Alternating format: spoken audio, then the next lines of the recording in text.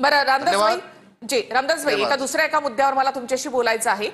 तर तो मुद्दा मी घेते, म्हणून थोडंसं थांबाल की आज विजय वडेट्टीवारांनी एक आरोप केलेला आहे की शिंदेचं सरकार नाशिकच्या त्या सीडीमुळे आलं, मागचा सत्तापालटच त्या हनी ट्रॅपमुळे झालं.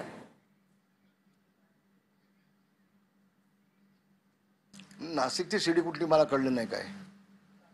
वडेट्टीवारांचा आरोप आहे. आता नाशिकची जो शिडी कुठली हनी मला ट्रॅपचा कळलं जो नाही. मुद्दा आता गाजतोय सध्या, तर वडेट्टीवारांचं असं म्हणणं आहे की नाशिकच्या त्या सीडीमुळेच मागचं सरकार सत्तापालट झालं होतं आणि शिंदेचं सरकार त्याचमुळे आलं, त्या हनी ट्रॅपमुळे आलं.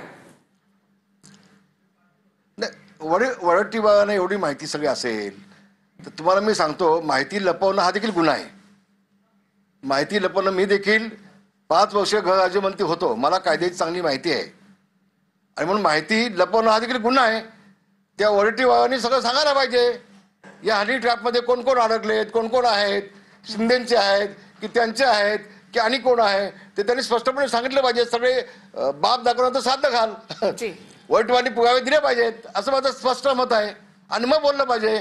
फक्त हवेत तलवार चालवून एकनाथ शिंदेना बदनाम करण्यापेक्षा तुम्ही तुमचा का पराभव झाला त्याचं आत्मपोषण तुम्ही केलं पाहिजे.